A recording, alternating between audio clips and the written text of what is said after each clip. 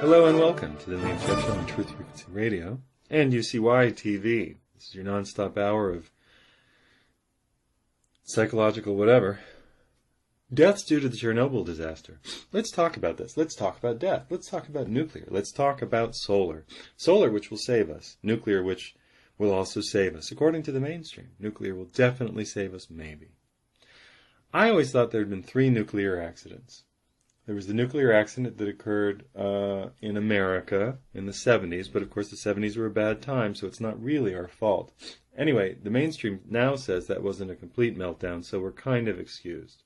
We're kind of excused. Then there was the terrible Russian disaster. Of course, there were Russians and there were Soviets and they were doing terrible, terrible things. So that's what happened, really, because nuclear power is safe. Nuclear power is safe and effective, and if you don't believe it, you're like one of those anti-frackers who believes movies like Gasland instead of important movies like Frackland. The industry-sponsored response to Gasland, which lets us know that all the people who had exploding pipes are really fine, and that water tends to explode anyway. That's right, water tends to explode anyway. Just ask the people who made Frackland. It's going to be a great economic boom, fracking. If you live in a town, a small town, and you have, some tight oil, some shale under the ground that you live in, and you get your water under there in the water table, helpful fracking tools will come, helpful drills and drillmen will come, along with them a chain of quick fast food, also strippers, prostitutes, and a healthy trade in drugs. Pills, amphetamines, things like that. And that'll be a great boon to your economy for about 6 months, maybe a year, and then it will be over and you'll have no more water to drink. But boy, was that a great year.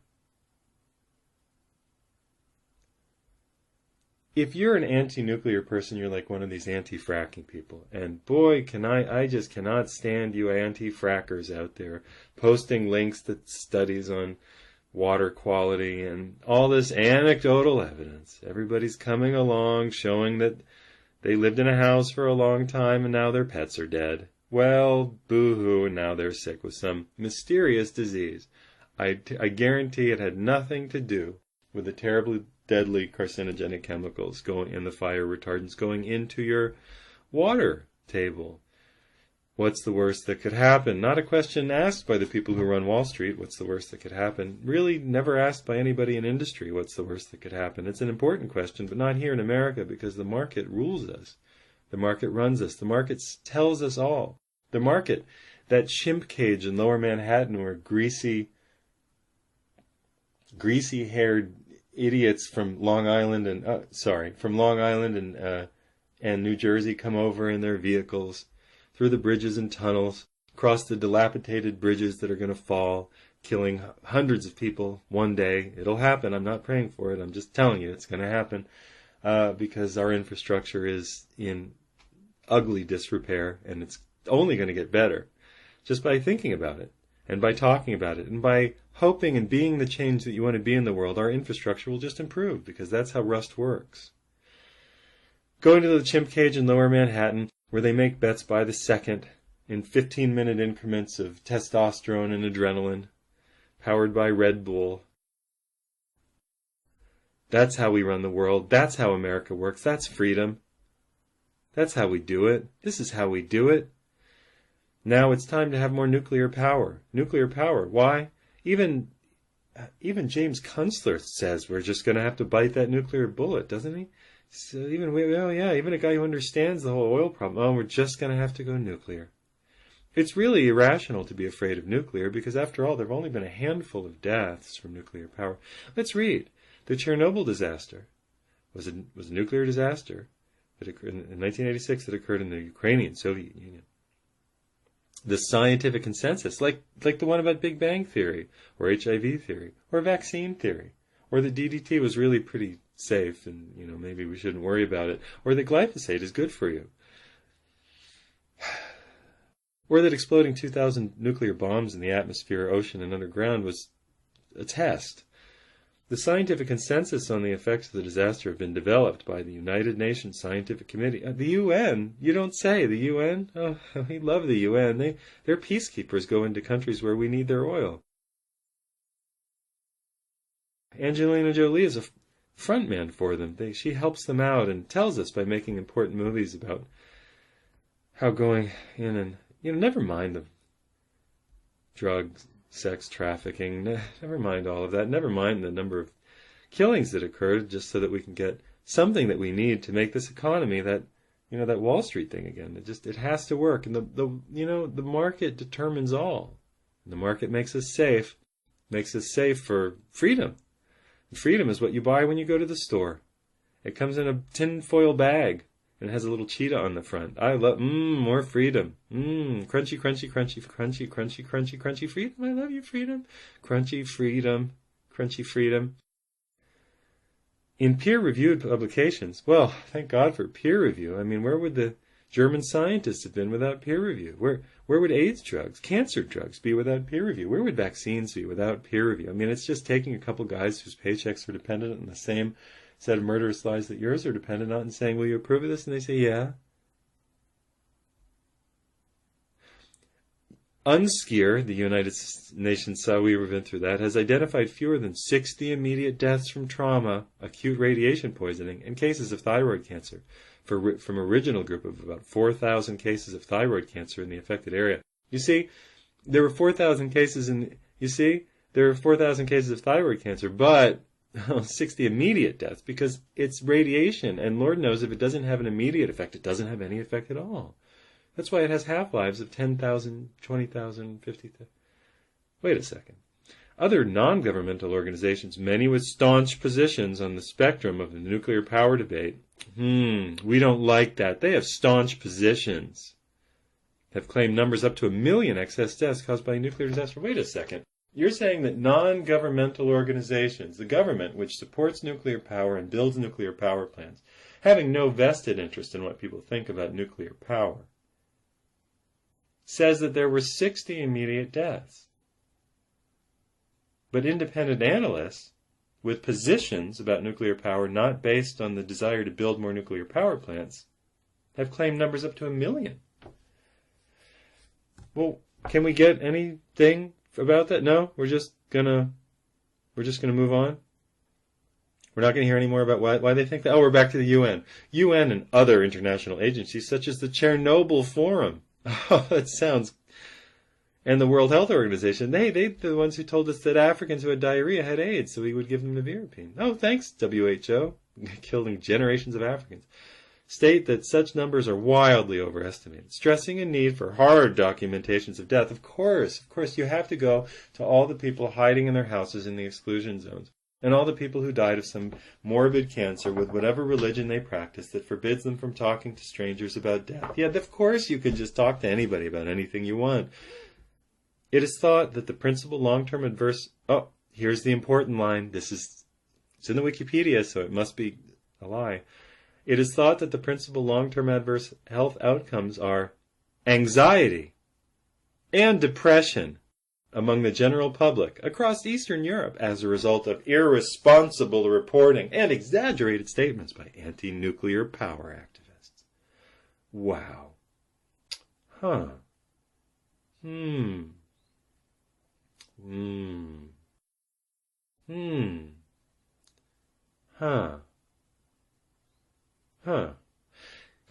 Wait a second.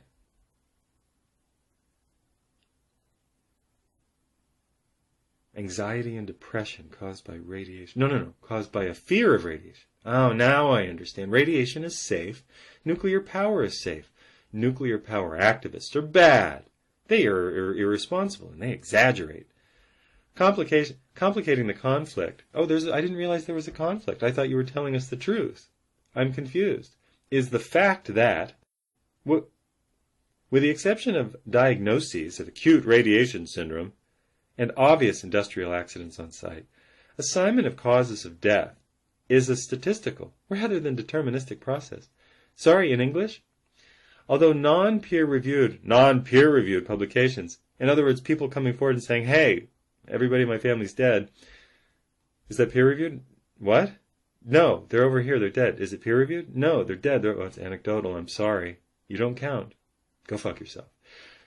Allege a bewildering variety of cancers, heart and organ diseases, birth defects in children and grandchildren of nearby residents, and other ailments. Allege, you want to see the pictures? You can. Just look up Chernobyl babies deformed.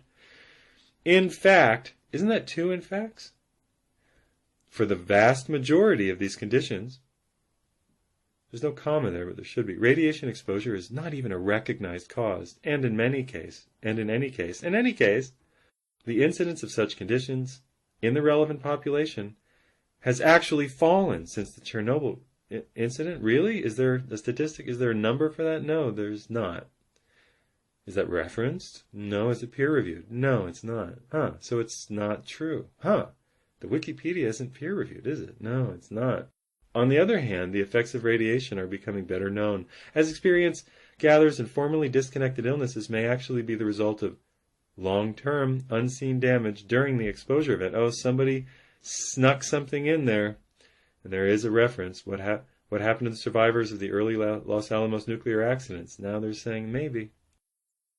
During the mid-1986, the Soviet death toll rose from 2, oh, you see, only 2 people died, to 31, a figure that has often been repeated.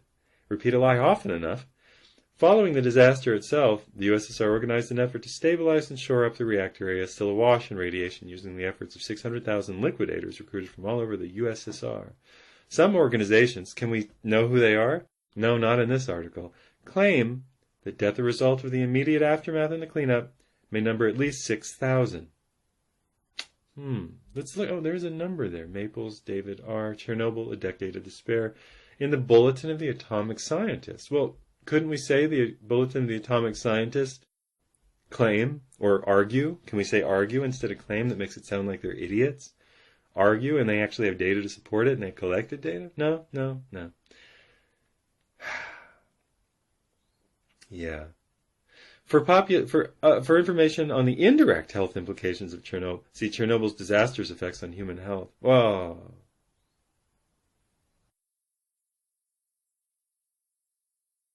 Yeah. So this article was written by what we call industry shills, and they go on the Wikipedia and they make stuff up. They make stuff up about cancer, about AIDS, which is AIDS drugs kill people, HIV tests aren't accurate. You put the two together, you get a real problem. HIV tests come up positive for anything. Look it up. HIV tests come up positive for. Go ahead. Take a break from this fun talk and go look at HIV tests come up positive for. Go ahead. HIV tests come up positive for, comma. False positives, false negatives. Look it up. Polyreactive. Go look it up. See what you get. Now I thought there were. Now that's the worst one. Of course, only 2 people died, and then maybe 31, and then of course also the 4,000 or 6,000, also the million. Yeah, right. I mean,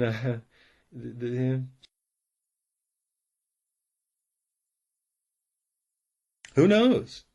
We're not allowed to know because radiation, if it doesn't kill you immediately, doesn't make you stronger.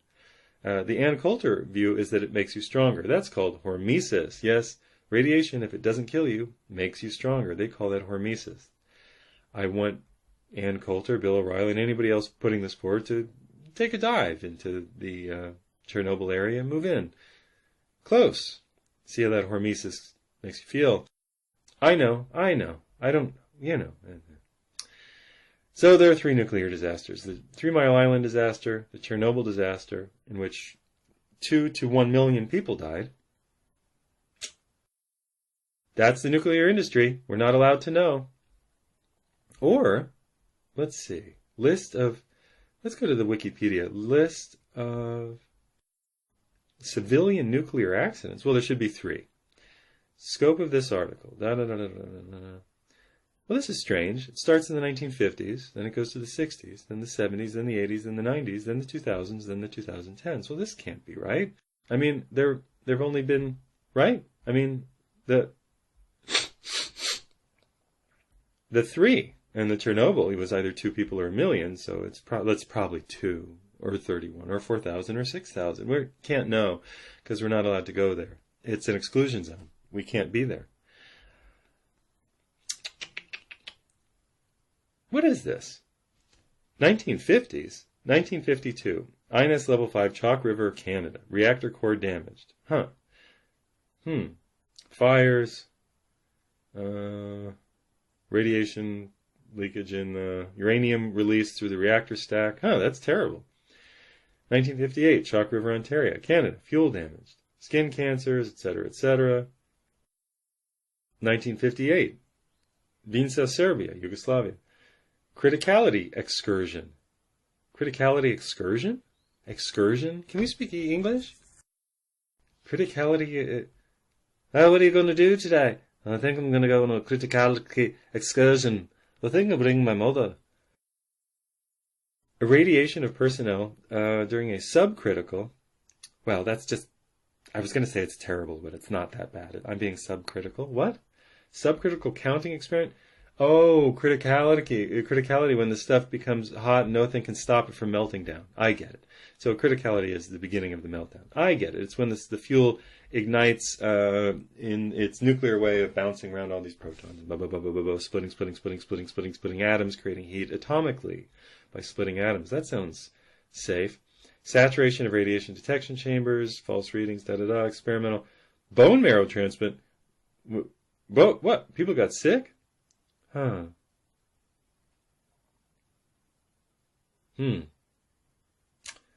Sounds like everybody, well, there was bone marrow Yeah, so people were exposed to radiation and then they eventually died, but it won't say that here. Because if it's past a certain point, it's like radiation therapy when you go in for cancer. If you live past the 5 years, but if you die on 5 years and 1 day, it wasn't the radiation or the treatment. It wasn't the cancer either. You just died of natural causes. Really, it's like the expiration warranty running out. Well, it's 5 years and 1 day. Clearly, it had nothing to do with what we did 5 years ago. And 1 day. July 1959, Santa Susana. Oh, Susanna, California, United States, partial meltdown. Wait, stop the presses. What do you mean a meltdown? A meltdown? In the sodium reactor experiment, power excursion. We're going to go to the power excursion. We're thinking of bringing my mother. That caused severe overheating of the reactor core, resulting in the melting of 1/3 of nuclear fuel and significant release of radioactive bloody gases? 240 to 260 times worse than 3 Mile Island. The site was cleaned up, and the soil was removed and other soil brought in, and now forms a portion of an area near the Simi Valley Adventist Hospital. This is in Simi Valley? Right there in Greater Los Angeles?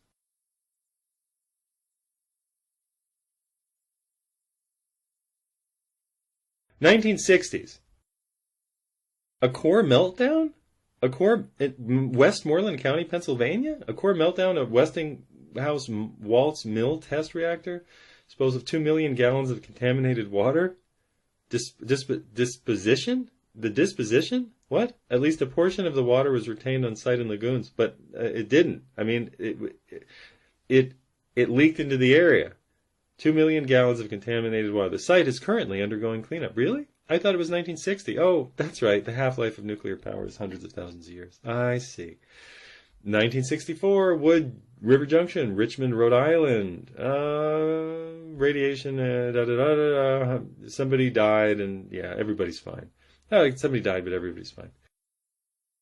October 1966, Monroe, Michigan. Partial meltdown? A sodium cooling malfunction caused a partial meltdown in Enrico Fermi demonstration nuclear breeder reactor. There was a meltdown in Michigan in 1966. Winter 1967, the Soviet icebreaker Lenin had a meltdown. It was covered up. 30 of the crew were killed. The ship was abandoned, and the fuel was dumped with 60% of the fuel. The reactor was dumped with 60% of the fuel into the Kara Sea. Hey, Norway. May 1967. Dumfries and Galway, Scotland, United Kingdom. Partial meltdown. I thought there were only 3. 1969. Lucens, Canton-Vaud, Switzerland. Explosion. Total loss of coolant led to a power excursion. We're going on a power excursion. I think I'm bringing your mother. Not your mother. An explosion of an experimental nuclear reactor in a large cave at Lucenza. Huh. So it's all sealed and buried, and it's... Oh, my God. 1970. 1975. INES Level 3. Then East Germany. Station blackout. Power supply was improvised, and blah, blah, blah, blah, blah. Short circuit disabled for all feed water and emergency cooling pumps. 1977. INES, that's their level... That's their, whatever, DEFCON. I think it goes to 7 or 8. 7. Goes to 7. Level 4. Jeslovské Bihunice, Slovakia, and Czechoslovakia. Fuel damaged. Operators neglected to remove fuel moisture-absorbing materials, like the stuff in your vitamins. The accident resolved damaged fuel integrity, extensive corrosion and damaged fuel cladding, and release of radioactivity into the plant area. Yay! Everything's fine. Situation in control. March 1997, INES Level 5. Dauphin County. Partial meltdown. Really? Huh. 3 Mile Island. Oh, yes. Nuclear. That's where Wolverine fought his brother in one of the movies, and then they changed his brother in one of the other movies, and then that one movie didn't really happen because he got his memory erased. That's the important stuff that Americans know about. Not the real 3 Mile Island, in which there was a meltdown. Melting down through, there was a melt of the fuel, and it became uncontained and melted and hit the floor and burned through the thing. Area residents received, on-site radiation exposure was under 100 milligrams. Wow, that sounds fine. Less than annual exposure to natural sources, they say. This is clever. Ionizing radiation is actually different than naturally occurring background radiation in the atmosphere. Ionizing radiation comes from splitting atoms and has a wildly different effect in the way that it lodges into the body than the stuff that passes through you. It's very clever, isn't it? So they're able to say things like this. Area residents received an exposure about 1/3 the dose from eating a banana per day for 1 year. There were no fatalities. Really? Now, if you look into the area and you see a spike in cancer death, which you do, and you look into every area where there's been a nuclear problem, you see a massive increase in aging, in mystery ailments, and you do. Here's what real nuclear researchers not getting funded by the nuclear industry say. Real researchers in radiation say that deaths from radiation look like deaths from everything else, but faster, earlier, too soon. That's what they'll tell you. It's not that unless you're near the radiation source and then you get radiation burns and your whole body just liquefies and bleeds out in the most nightmarish tumor-covered way. Death from radiation is an unzipping of your DNA slowly through your body. The stuff lodges in your cells, cannot be dislodged. I don't know if it can. And begins this long process of deranging your body. So you age. It's like heavy oxidation, but a little bit different. It's radiation. There's a reason. Marie Curie died young of a cancer because she carried polonium around in her pocket. Well, she died of natural causes. Well, only if you exclude the polonium in her pocket. Her husband died young too. They worked with radioactive material. You don't have to die in a year. You don't have to die in 6 years. But if you die in 7 or 10 years, and you die young, and you die of a disease, it's likely that's, and there's no other cause of the disease that anybody can find. It's the radiation. So, no, the banana thing's a joke, because the kind of, with a leak from a reactor, you're talking about cesium-137, you're talking about all of the varieties and the 1,000 varieties of radioactive subparticles that are released through fission. You're not talking about a naturally occurring background element in bananas. It's not even there. It's not the same thing. So they're lying. I mean, they're actually lying, which shouldn't surprise anybody. But somebody, and I guarantee that the other side can't get in here to make this argument. Look, you're not talking about the same thing. You're not talking about ionizing radiation. There's a difference between non-ionizing and ionizing radiation. Very important to look that up. What's the difference between ionizing and non-ionizing radiation? We'll have to do that on the next show because I'm not going to switch right now. We're coming to the break on the Liam Scheff Show. Let's just march through the rest of this. 1980s. Saint-Laurent-des-Eaux, France, nuclear materials leak. March 1981, Suruga, Japan, radioactive materials released into the Sea of Japan. 1983, September, Buenos Aires, Argentina, accidental criticality. Oh, beginning of a meltdown. Good times. 1986, Pripyat, Ukraine. That's Chernobyl. 1986, Hamuptep, Germany. Fuel damage. 1990s, Tomsk, Russia. Explosion. That had to go well. 1999, Ishikawa Prefecture, Japan. Control rod malfunction. 1999, Ibura Prefecture, Japan. Accidental criticality. Beginning of a meltdown. Beginning of a massive exposure.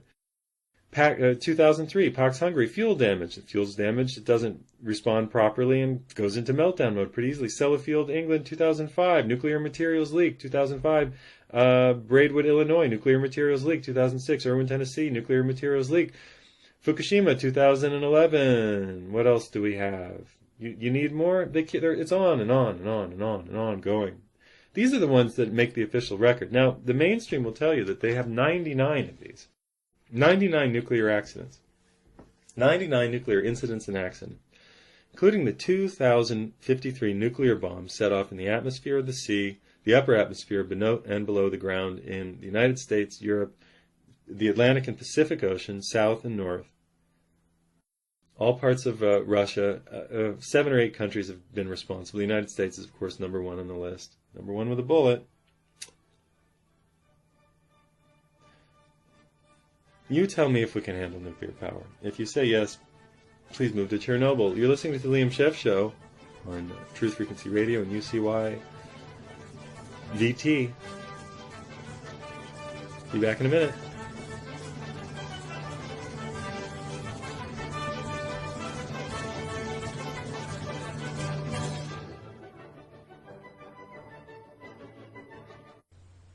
You are listening to the Liam Scheff Show on UCY TV.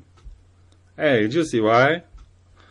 That's right. We're talking about we're talking about solar energy. We're talking about nuclear energy and its discontents. We're going to be talking about solar energy in the next half hour. May I borrow a little of your time, sir or madam? Yes, you. Could you stop what you're doing right now? Put the baby down. Don't just drop it. Could I convince you, through begging and pleading, to support independent journalism if you like the kind of thing you're hearing, and God help you if you do, because it's all about the end of the world and how we're all going to die horrible, horrible deaths because the people in charge are madmen, then you should support independent journalism. It's as easy to support as going to an independent journalist page and finding that PayPal sign, clicking hello, putting in 10 Bitcoins or rubles or whatever it is that you trade in, 10, 15, 20, $50, whatever it is that you have, 5. Or go to Amazonia.com, Amazon.com, home of all things that are shipped by trucks, except for Kindle books, which are shipped electronically, which means that we burn coal, gas, or nuclear fuel to spin turbines, to make electricity, to transfer things to your computer. It's a low energy, high-tech world that Steve Jobs invented. We all have Mercury right next to our faces, thanks to Steve. Thank you, Steve. You were such a visionary. Could I convince you to support local journalism by buying a book? The book is Official Stories. The other book is The Truth About Love. There is going to be a third book, actually an in-between to Official Stories and Official Stories 2, called The Oil Alarm. The Oil Alarm will be out this fall, early fall, September, October, probably beginning of October, so I have time to correctly edit, pay attention to certain details like taking all of the curse words and the tears and the acrimony. The Oil Alarm is about what the show is about today. It's about running lower on the cheap stuff, the good, light, what they call light, sweet cruise. Sweet because it's not sour, light because it floats on water, as opposed to the heavy, sour stuff that's full of sulfur and sinks in water, meaning it's very hard to get out of the ground. So you've got to inject steam and do all kinds of other things. Anyway, if you like learning about these kinds of things, and God help you if you do, but if you do and you're one of us, you're one of the lost tribe of humans who remembers that we're not supposed to be destroying everything all at once, and we're not supposed to be arrogant dickheads all the time. We're just supposed to be living here, growing a little bit of food, looking after each other once in a while, having orgasms, etc., etc. If you're one of those people, and God help you if you are, because there's so few of us, please support independent journalism by buying a book. Actually, go to Amazon.com. and throw a couple tuppence in the tin can for your old pal Liam. It's right there on Amazon. Official Stories. You won't regret it. Buy it for a friend. Buy a couple of copies. Let's get back to the nuclear disaster. No, seriously, go buy a book. If you like this show, I don't get paid. Go buy a book. Go buy a book. Go buy a book. There's The Truth About Love, a light, revealing look at really how it is to be in your 30s and 20s and 40s and so on. See you soon.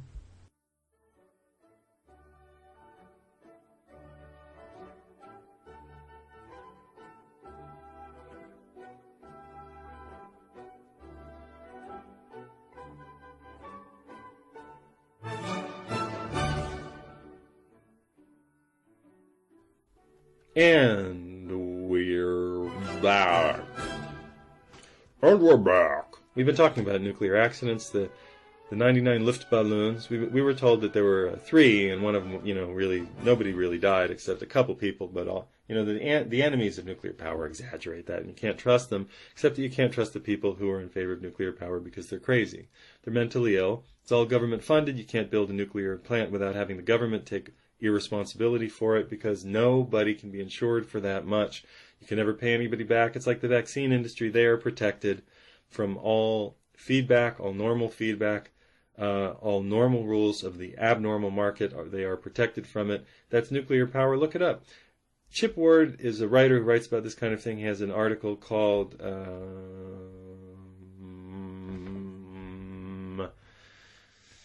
Long Break.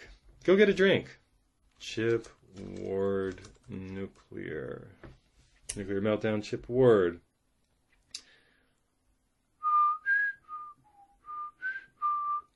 When nuclear powers blow, the first thing that melts down is the truth. Let's go through this article by Chip Ward, How the Peaceful Atom Became a Serial Killer. I think this is worth reading as an addendum, a follow-up, a part 2, or in Star Wars speak, a part 5.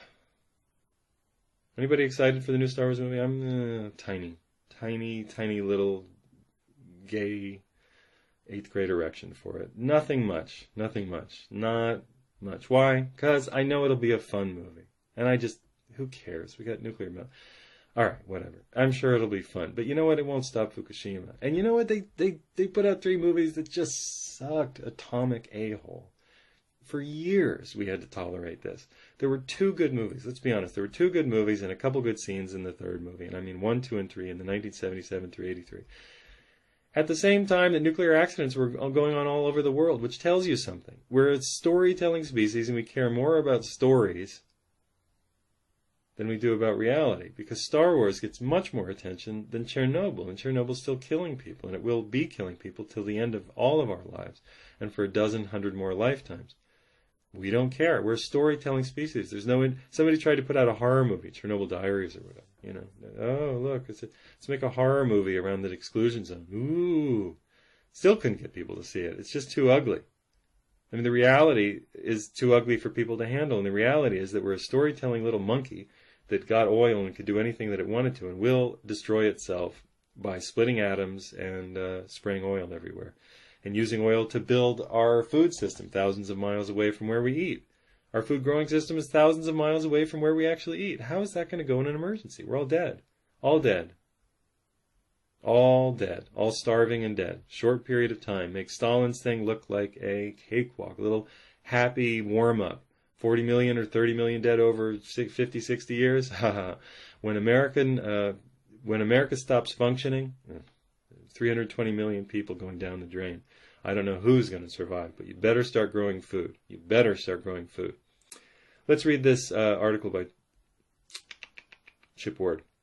When nuclear powers blow, the first thing that melts down is the truth. Just as the Chernobyl catastrophe 25 years ago, when Soviet authorities denied the extension of radiation and downplayed the dire situation. No, what's the problem? There's no problem here. Нет. Фотографировать нельзя. You must go. Downplayed the dire situation that was spiraling out of control. Japanese authorities spent the first week of Fukushima crisis issuing conflicting and confusing reports. We were told that radiation levels were up and down and up, but nobody aside from those Japanese bureaucrats could verify the levels, and few trusted their accuracy. The situation is under control, they told us, but workers are being evacuated. No, not that way. There is no danger of contamination, but stay inside and seal your doors. Because Lord knows radiation respects a locked door. Hey, what's behind this door? I don't know, it's closed. We have to be invited in. Isn't that vampires? The bureaucratization of horror into bland and reassuring pronouncements was to be expected, especially from an industry where misinformation is the rule. Although you might suppose that the nuclear industry's outstanding characteristic would be its expertise, since it's loaded with junior Einsteins who grasp the math and physics required to master the most awesomely sophisticated technology humans have ever created. Think again. Based on the record, the most outstanding characteristic of the nuclear industry is a fundamental dishonesty. I learned that, says Chip Ward, the hard way. No, not the very poor movie with Michael J. Fox and James Woods from the early 1990s, but the actual hard way. I learned that the hard way as grassroots activists. I know, go look it up. It's terrible. I learned that the hard way as grassroots activists organizing opposition to a scheme hatched by a consortium of nuclear utilities to park thousands of tons of radioactive fuel rods, like the ones now burning in Fukushima, in my Utah backyard. Oh yeah, nothing bad could happen where you're doing nuclear tests all the time. Here's what I took away from that experience, says Chip Ward. The nuclear industry is a snake oil culture of habitual misrepresentation, pervasive wishful thinking, deep denial, and occasional outright deception. For more than 50 years, it has habitually lied about risks and costs while covering up every violation and failure it could. Whether or not its proponents and spokespeople are dishonest or merely deluded can be debated, but the outcome, dangerous misinformation, and the meltdown of honest civic discourse remains the same, as we once again see at Fukushima. He wrote this in 2011. Established at the dawn of the nuclear age, the pattern of dissemblance had become a well-worn rut long before the Japanese reactors spun out of control. See why I like reading this. It's nicely written. In the early 1950s, the disciples of nuclear power, or the peaceful atom, as it was then called, insisted that nuclear power would soon become so cheap and efficient it would be offered to consumers for free. They actually said electricity would be too cheap to meter. Visionaries that they were, they suggested that cities would be constructed with building materials impregnated with uranium, so that snow removal would be unnecessary. Atomic bombs, they urged, should be used to carve out new coastal harbors for ships. Actually, you can look that up. They were going to use a series of 4 or 5 giant nuclear bombs to blow up part of Alaska to create a harbor. In low doses, they swore radiation was actually beneficial to one's health. They call that hormesis. Ann Coulter's a big fan. Such notions and outright fantasies, as well as propaganda for new industry and a new way of war, even if laughable today, is it? We're still living in it, had tragic results back then. Thousands of American GIs, for instance, were marched into Ground Zero just after above-ground nuclear tests had been set off to observe their responses to what military planners assumed would be the atomic battlefield of the future. Ignorance, it turns out, is not bliss, and thousands of those soldiers later became ill. Many died young. That's radiation poisoning. Unwary, ask the guys who were there at Fukushima on the Navy battleship or destroyer trying to put out the fire. There are deaths. There are a child born to one of the guys died after having cancer and birth other problems, and I think the last report I read that there were 250 sick people. Unwary civilians, I can look that up later. You can look it up. Unwary civilians who lived downwind of America's western testing grounds, downwind is everywhere, were also exposed to nuclear fallout, and they too suffered horribly from a variety of cancers and other illnesses. Uranium miners exposed to radiation in the tunnels where they wrestled from the earth raw materials for the nuclear age also became ill and died too soon, as did workers processing that uranium into weapons and fuel. Many of those miners were poor Navajos from my backyard in Utah, where the new uranium boom, part of the so-called nuclear renaissance, was, before Fukushima, set to take shape. Let's just pause here for a second. We're all downwind. There were 2,053 nuclear bombs set off in the atmosphere. We're all downwind. You wonder why cancer deaths have spiked all over the world. We're all downwind. How unlikely risks become inevitable. There's a book, cataloging. I don't remember what it's called. I read it. I sat in a library and read it over like 4 days. It just cataloged every series of nuclear tests and where the plumes went over the United States, because there were measurements, and you're talking about New York State, Maine, Florida, just depending on where they reached in the atmosphere, troposphere, etc. they were dropped. The radiation was then dropped back down. So we were all sprinkled for 50 years with radiation. Serious. It's true. In the future, today's low-risk claims from industry advocates will undoubtedly seem as tragically naive as yesterday's false claims. Yes, the likelihood that any specific nuclear power plant reactor will melt down may be slim indeed, which hardly means inconceivable. But to act as though nuclear risks are limited to the operation of power plants is misleading in the extreme. Spent fuel from reactors, the kind burning in Japan as he wrote this, is produced as a plant operates, and that fuel remains super hot and dangerous for hundreds, if not thousands, of years. Pause. Who lives that long? Nobody. Why are we doing this? Because we're crazy. We're a stupid monkey species that developed tools that we could not manage because we had oil, which gave us an ungodly power to do whatever we wanted on the surface and bowels of the earth. As we are learning to our sorrow at the Fukushima complex, such used fuel is hardly spent. Very important point. In fact, it can be even more radioactive. It is, and dangerous than reactor cores. Yeah, that's right. Spent fuel continues to pile up in a nuclear waste stream that will have to be closely managed and monitored for eons. Thousands of years. Tens of thousands of years. A couple 100,000 years. So long as those designing nuclear waste repositories struggle with a problem of signs that may be intelligible in a future so distant today's languages may not be understood. You might think that a danger dangerous enough to outlast human languages would be a danger to avoid. But the hubris, the massive ego of the human species, and he says of the nuclear accident, is equal to its willingness to deceive. But that's the problem of the whole human species. I'm writing about that since the time of Aeschylus and Sophocles and so on. Euripides, Eumenides. A natural disaster, accident, or terrorist attack might be statistically unlikely in any year or decade, but becomes more likely in the half-century, or half-millennium mark. Given enough time, the unlikely becomes almost inevitable. Even if you and I are not the victims of some great future apocalyptic disturbance, well, we already are, of that lethal residue, to consign our children, grandchildren, great-grandchildren, great-great-grandchildren to such peril is plainly and profoundly immoral. Well, let's not get on our high horse. It's going to kill us all. Nuclear proponents have long wanted to limit the... Really? It's not? What's happening in the Pacific Ocean? It's global warming, right? That's why there are deformations. That's why there are mystery diseases and pox all over the body and, blackened organs. That's just heat. A little, like 1 degree of excess heat. Okay, right.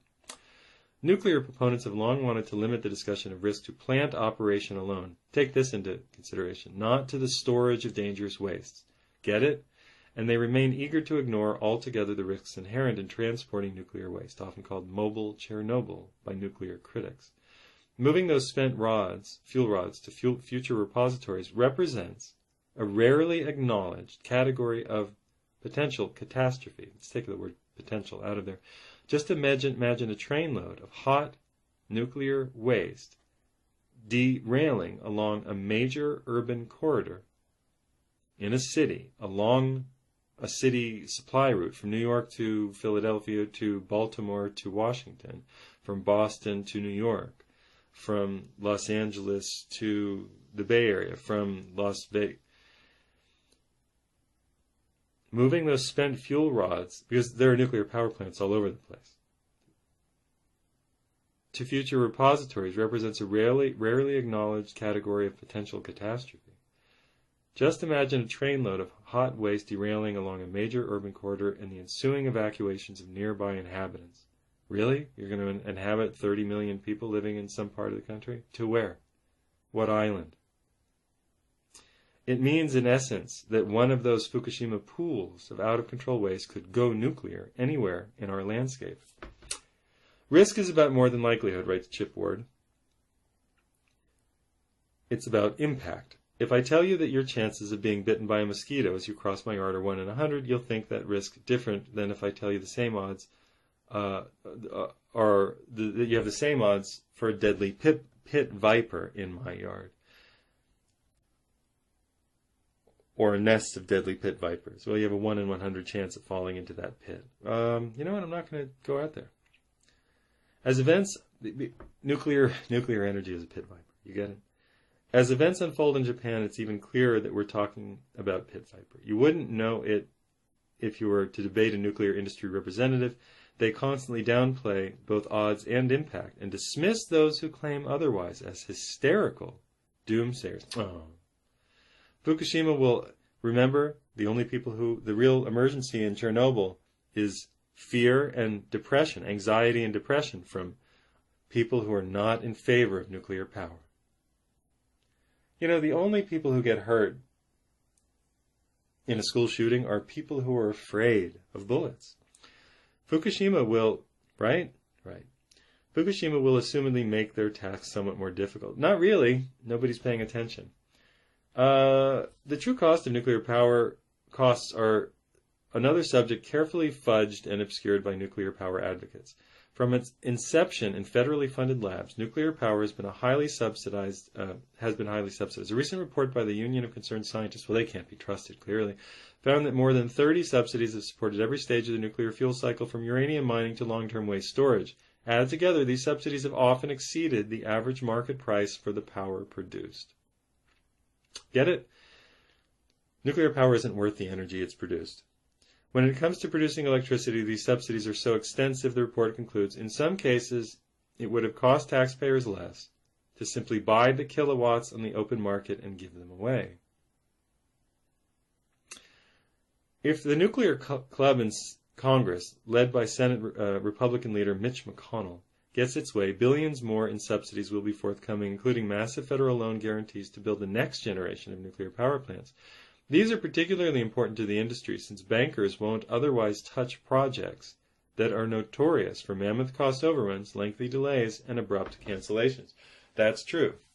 Look around at canceled nuclear power plants, stalled nuclear power plants. You find your dozen mega projects. Coal may be ugly and may do terrible things to the environment. You could build a coal plant, burn the stuff, and spin a wheel and make electricity. Now, can you do the same with solar? All right, you get it. This I'm not going to read the whole article for you. It's chipboard, and the article is How the Peaceful Atom Became a Serial Killer. I recommend it. Let's see what time it is. Let's check the doomsday clock, see how much time we have. Good, just enough time to get into this. Well, Liam, enough doom and gloom. Solar will definitely save us, right? Of course it will. Book review of Spain's Photovoltaic Revolution, The Energy Return on Investment by Pedro Prieto and Charles Hall, 2013. Let's jump ahead. This is by Alice Friedman at Energy Skeptic with a K, energyskeptic.com. Tilting at Windmills, Spain's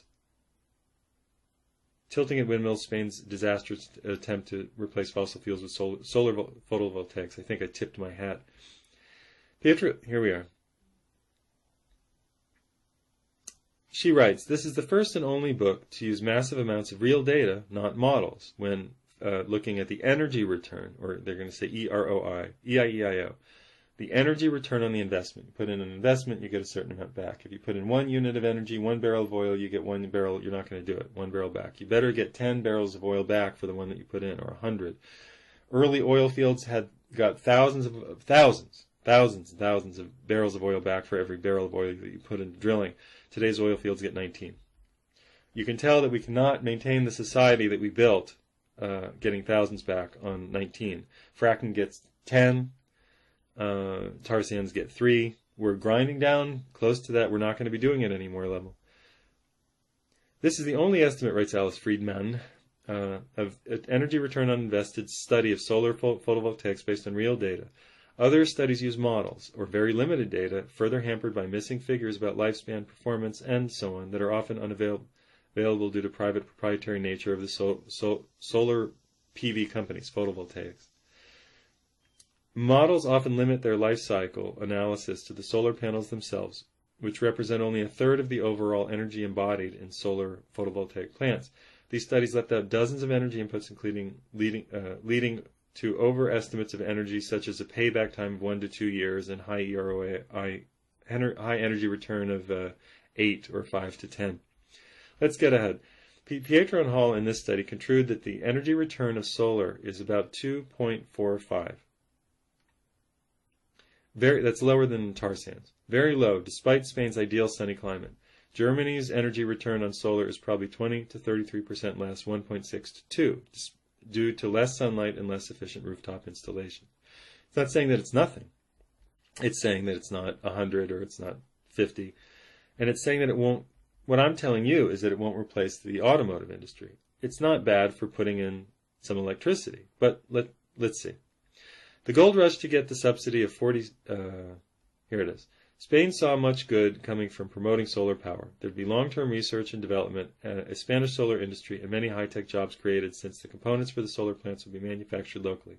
Spain imports 90% of its fossil fuels, more than any European nation, so this would lower expensive oil imports. To kickstart the solar revolution, the Spanish government promised a massive subsidy to solar plant providers at 6 times the cost of fossil fuel generated electricity for 25 years.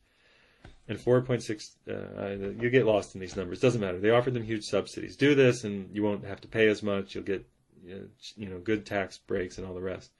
The gold rush to get the subsidy of 47 euros per kilowatt hour began. Because the subsidy was so high, far too many solar PV plants were built quickly, more than the government could afford. This might not have happened if global banks hadn't gotten involved and handed out credit like candy. Even before the financial crash of 2008, which was based on our oil crash, really, the Spanish government began to balk at paying the full subsidies. We're not going to do it. Not going to do it. And after the 2008 crash, the government began issuing dozens of decrees lowering the subsidies and allowed profit margins. So they took back what they had offered. And the utilities were allowed to raise their electrical rates. The end was a massive transfer of public wealth to private solar PV investors of about 2.3 billion euros per year, and businesses that depend on cheap electricity threatened to leave Spain. Solar companies went bankrupt after the financial crash, including the Chinese company Suntech, which sold 40% of its product to Spain. About 44,000 of the nation's 58,000 PV installations are almost bankrupt. About 44 of the 58,000 PV installations are almost bankrupt. Companies continue to fall, sell Celis, or lay off many employees. Spanish photovoltaic module manufacturer T Solar. Nor were new jobs, research, and development created since most of the equipment and solar panels were brought from China. Prieto and Hall, the authors of the study, believe this fiasco could have been avoided if the Spanish government had invited energy and financial analysts to flow chart the many costs and energy inputs to have more realistic understanding of what the cost would actually be. Germany is having a similar power fiasco. Germany spent 100 billion euros between 2000 to 2011. And let's quote the Der Spiegel article. I'm not saying it's absolutely correct. Let's just look what they say. For weeks now, the 1 million solar power systems in Germany have generated almost no electricity. The days are short, the weather is bad, and the sky is overcast. As is so often the case in winter, all solar panels are more or less stopped generating at the same time. To avert power shortages, Germany imports large amounts of electricity generated at nuclear power plants in France and the Czech Republic. Great. And, sorry, but great. Czech Republic. Birthplace of my great-grandparents.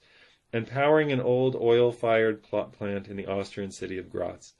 Solar farm operators and homeowners with solar panels on their roofs collected more than 8 billion euros in subsidies in 2011, but the electricity they generated made only about 3% of the total power at unpredictable times. The distribution networks are not designed to allow tens of thousands of solar panel owners to switch at will between drawing electricity from the grid and feeding power into it. Because there are almost no storage options. That's right, electricity cannot be stored except in expensive batteries made of cadmium, which is a limited resource, and lead. The excess energy has to be destroyed at substantial cost. You just got to give it away. Release it to the atmosphere. Under Germany's renewable energy law, each new system qualifies for 20 years of subsidies. A mountain of future payment obligations is beginning to take shape in front of consumer eyes. According to the Rhine-Westphalia Institute for Economic Research, the solar energy systems connected to the grid in 2011 alone will cost electric consumers about 18 billion euros in subsidy costs over the next 20 years. On and on and on it goes. So it is in Japan. One of the things that you don't get when looking at solar is how much energy. So let's look. Some energy statistics. The world burns 4 thousand something joules EJ. I don't know what that is. Something joules of power. Though after fossil fuels begin their steep decline, there will be 10 to 20 EJ. I don't know what that is. And something joules, megajoules per year. Anyways, we're going to be in decline. Very large oil fields provide 80% of our oil. They're declining from 2 to 20% per year, on average 6.7. Oil is the basis of 97% transportation. Solar. Spain is the second largest installation of PV on Earth. It provides about 10% of the world's PV power. Not of the world's power, but 10% of the world's photovoltaic power. But solar, it really provides less than 1% of the world's electrical power. Solar PV would have to cover 2,300 square miles to replace the energy of nuclear and fossil fuel plants, 2,300 miles. You'd also need the equivalent of 300 billion car batteries to store the power for nighttime consumers. In 2009, these plants generated 2.26% of Spain's electricity, the largest percent of any nation on Earth. Not bad. In 2009, these plants generated 2.26. Not bad. For putting the country into debt, not good. For costing more than could be paid back, not good. Electric photovoltaics shouldn't be built to replace coal and gas formed electricity. And it will have no impact at all on automotive. Automotive goes away when oil goes away. Just goes away. It's gone.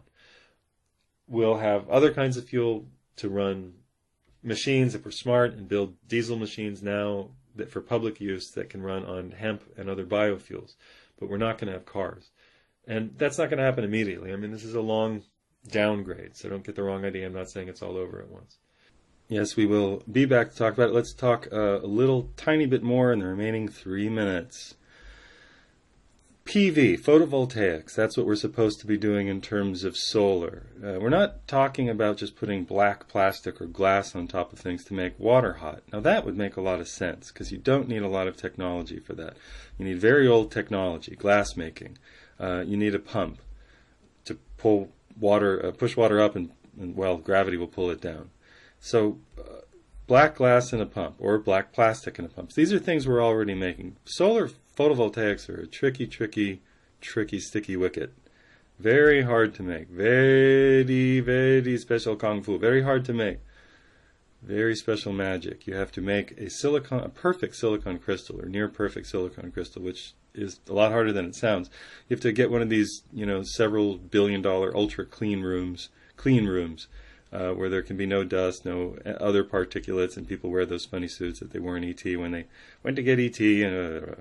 Anyway, you then take the purified silica and you create you have a kernel of this. You seed it with a little bit of a crystalline seed, and then you pull it up a little stringy thing, and then you make it. Then you have to saw it with a diamond and studded, perfect flat, whatever the metal is that they use to cut it perfectly. Then you polish it with more perfectly arranged pieces of metal on perfectly operating machines, and it's all a giant cluster bomb. It's very, very, very hard to do. Errors cause problems, of course, in the functioning of the silica, the silicon crystals, the wafers. Very expensive. It's why computers are expensive. So you know that if computers are expensive, then solar is going to be expensive, because you're using the same technology to make the chips as you're making, more or less, to make the little, I don't know what they're called, diodes. I don't know what they're called. The little receivers, the little photovoltaic cells. So it's tough stuff. And you don't try this at home. You're not going to get anywhere with it. Now, what happens when these break? You're S out of luck. Just to say that going solar isn't as easy as anybody thinks. In fact, it's really hard. We will talk about that more on the next show. Thank you very much for listening, and I will see you next time. Remember to support independent journalism. You can go buy my book. It's a wonderful book. I put blood, sweat, tears, and laughter into it, and some other bodily, well, I won't talk about that right now. See you next time. Stay tuned to all the great programs on UCY TV.